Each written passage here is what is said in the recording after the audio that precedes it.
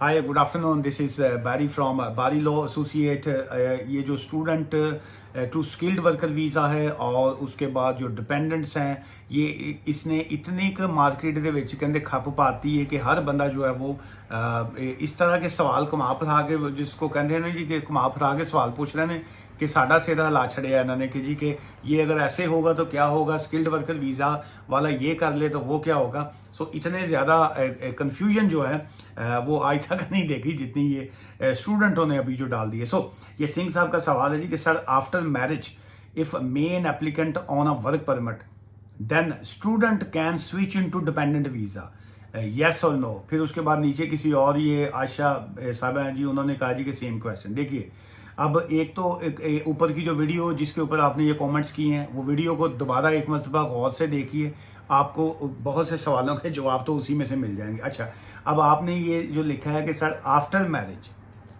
कि मैरिज के बाद if main applicant on a work permit, जो है मेन एप्लीकेंट जो था वो वर्क परमिट पे था, then student can switch into dependent visa. जो स्टूडेंट है वो डिपेंडेंट वीज़ा के ऊपर जो है वो स्विच कर सकता है कि नहीं कर सकता। अच्छा, अब गौर कीजिए बात पे, स्टूडेंट जो है वो डिपेंडेंट के ऊपर स्विचिंग, उसके ऊपर कोई पाबंदी नहीं है। सिर्फ जो स्टूडेंट है इस वक्त की बात कर रहे हैं हम आज की, कल को कानून चेंज हो जाए, आप ये वीडियो उस वक्त देखें जिस वक्त लॉ चेंज हो गया हुआ, तो मैं कुछ नहीं कहूँगा। आज के मुताबिक जो है 25 जुलाई, उसमें यह है कि आप अगर स्टूडेंट हैं इस वक्त, तो आप स्किल्ड वर्कर वीज़ा के ऊपर उस वक्त जा सकते हैं जब आपके पास डिग्री आपकी मुकम्मल हो जाएगी, when you complete your course, जो है ये लाइन है।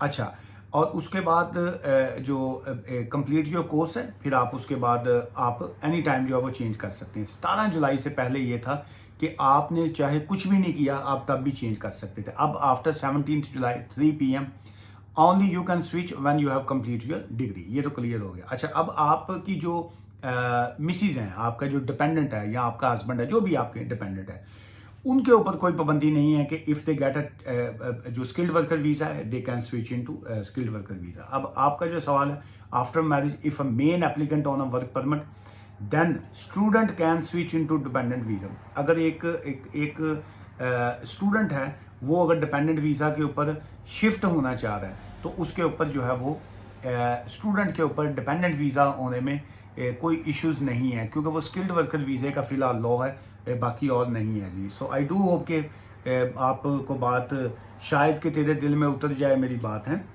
अच्छा, फिर सेकंड ये किसी का जी कि सर प्लीज़ बता दें कि केयर वीज़ा इंटरव्यू को बताना दिन वीज़ा आता है कितने, क्या पता नहीं क्या लिखा जी आपने। ये जो बहरहाल ये जो केयर वीज़ा आपने लिखा है केयर होम का, उसमें इंटरव्यू भी वो कर सकते हैं जी, और उसके ऊपर जो है वो टाइम कोई ऐसा कोई फिक्स टाइम नहीं है, उस पर बाज़ का टाइम ज़्यादा लगता है, बाज़ का 8 वीक प्लस भी बहुत से लोगों को लगे हुए हैं जी। अच्छा, ये स्टूडेंट से रिलेटेड ही मैं चाहूँगा इस वीडियो में सवालों के जवाब दूँ। सर, जिनका वीज़ा स्विचिंग की फ़ाइल लगवाई हुई थी 17 जुलाई से पहले, बिफोर 17 जुलाई, और बायोमेट्रिक बाद में था, उनमें किसी का वीज़ा आया है, प्लीज़ बता दें सर। अच्छा, एक तो ये है, ये क्या नाम है आपका, मसल मशीन, मसल ये इसको कहते हैं, और मसल मशीन आप कोई ऐसा नहीं तो ही बंदे लग दो मैंने। एक तो मुझे इससे पता चल गया कि आप जो हैं वो या न्यू सब्सक्राइबर हैं हमारे इस चैनल के ऊपर, अदरवाइज़ इस तरह के सवालों के जवाब जो है मैं जवाब दे दे के थक गया। ठीक है, ये बड़ी मरतबा ये पिछले 17 जुलाई से लेके अभी तक ये बहुत मरतबा इस सवाल का जवाब दिया है। 12 इस 17 जुलाई को मेरे अपने ही क्लाइंट से जी, 17 जुलाई को उन्होंने फ़ाइल लगवाई थी, और उसके बाद जो है वो 17 जुलाई से पहले की फ़ाइल लगी थी, लेकिन 17 जुलाई को भी हमने फ़ाइल जो लगवाई थी उसमें 2 बंदों के जो है वो प्रायोरिटी हमने सर्विस ली थी, उनका वीज़ा जो है वो बिल्कुल लग के आ गया। ठीक है जी। अब उसमें यह है कि अगर आपकी एप्लीकेशन जो है वो 17 जुलाई के बाद आपने सबमिट की है, तो देन जो है वो बहुत मुश्किल है उसमें कोई फैसला आए, मुमकिन है कि उसमें मुमकिन नहीं, उसमें आने ही रिफ्यूज़ल है। लेकिन अगर आपने एप्लीकेशन, जैसे आपने फरमाया इसमें कि सर जिनकी वीज़ा स्विचिंग की फ़ाइल लगवाई हुई थी 17 जुलाई से पहले, अगर आपकी फ़ाइल 17 जुलाई 3 बजे से पहले की लगी हुई है, सो इंटरव्यू चाहे वो आज हुआ है या इंटरव्यू चाहे उसका कल होगा या इंटरव्यू उनका 1 अगस्त को होगा, it doesn't make any difference जो है। चूंकि आपकी फाइल जो है वो 17 जुलाई से पहले की सबमिट है, सो उसमें मैं नहीं समझता कि वो इस बेस के ऊपर जो है वो आपकी एप्लीकेशन जो है वो रिफ्यूज़ करेंगे। You don't need to worry about only on this point कि जी कि वो 17 जुलाई की बेस पे आपका वीज़ा जो है वो रिफ्यूज़ करेंगे। कोई और तो आटा कोई अपना गुनाह पकड़ लें तो वो एक अलग बात है, लेकिन इस बेस के ऊपर जो है बिल्कुल रिफ्यूज़ल नहीं आनी चाहिए। अगर प्रायोरिटी सर्विस आपने ली है तो देन जो है वो आजकल में उसका जवाब आ जाना चाहिए था। अगर आपका नॉर्मल एप्लीकेशन है सो देन नॉर्मली जो है वो 4 to 8 वीक्स जो है वो लग सकते हैं जी। सो चलिए, खुदा न खास्ता अगर गड़बड़ हुई इस केस में जिसमें आपने जिक्र किया है, so you are most welcome, आप मुझसे रब्ता कर सकते हैं जी। ये क्या है जी कि सिंगल स्टूडेंट जो यूके में है उसके प्लीज़ बता दें कि वो वर्क वीज़ा अपने होम कंट्री से अप्लाई करे तो क्या रिफ्यूज़ होगा कि नहीं। देखिए, आप अगर स्टूडेंट हैं, यूके में स्टूडेंट हैं, आपने अभी डिग्री अपनी मुकम्मल नहीं की तो ना ही ਤੁਹਾਡੇ को होनी है। तुसी सोच लिया कि जी डिग्री तो मुकम्मल होनी कोई नहीं। फीस का तो मैं नहीं कह सकता कि फीसों का आगे फ्यूचर में क्या फड्डे पड़ेंगे या नहीं, लेकिन सवाल ये है कि तुसी क्या जी ये पढ़ाई तो साढ़े समझ तो बाहर हैगी है, इत्थों सुनीदा है या इत्थों दिमाग इत्थों पढ़ीदा उत्तों नहीं निकल जाती, तलीम जी ने साढ़े उत्तों निकल जाती। सो अब आपके पास ऑप्शन क्या है, आप यूके में रहते हुए तो आप स्विच नहीं कर सकते हैं जी। अब आप स्किल्ड वर्कर वीज़ा पे नहीं जा सकते हैं। अगर तुसी जो है वो कहते जी इस उम्र से पढ़ने पै गए हैं तो फिर तो वो पढ़ा नहीं जाएगा।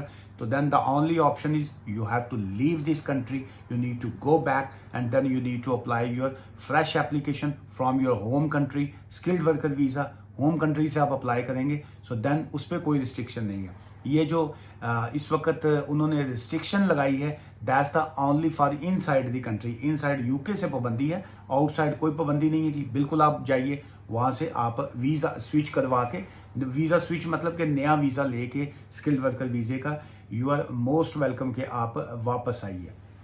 सो ये क्या है जी, ये शहजादी ब्यूटी जो है बड़ी दुल्हन वाली फोटो लाई है इन्होंने। तो अच्छा, कई बंदे ना वो एवं वीडियो पे आके जान के वो फोटो शोटो वैसी लगा के ना वो एक आध लाइन लिख देते हैं कि एक तो बहुत जितने लोग और देखने आएंगे वो क्लिक करेंगे और उनके चैनल पे जाएंगे। कई तो सब्सक्रिप्शन के लिए कर रहे होते हैं, तो कई लोग तो मुझे इनबॉक्स कर देते हैं कि जी कोई साडा अनाउंस कर दियो। तो मैंने कहा जी ठीक है, मुझे तो कोई मसला नहीं है। कईयों का मैंने किया भी है कि इन्हों का चैनल नू क्या करें या बाकी क्या करें।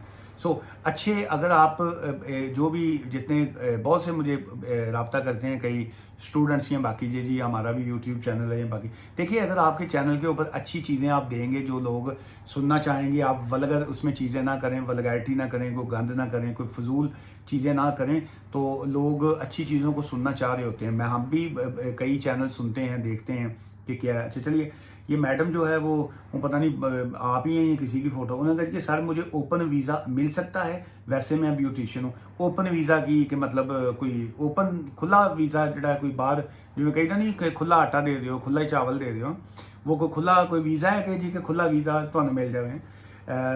सामने से लेडी वर्क वीज़ा कैसे मिल जाएगा, कितने में मिलेगा।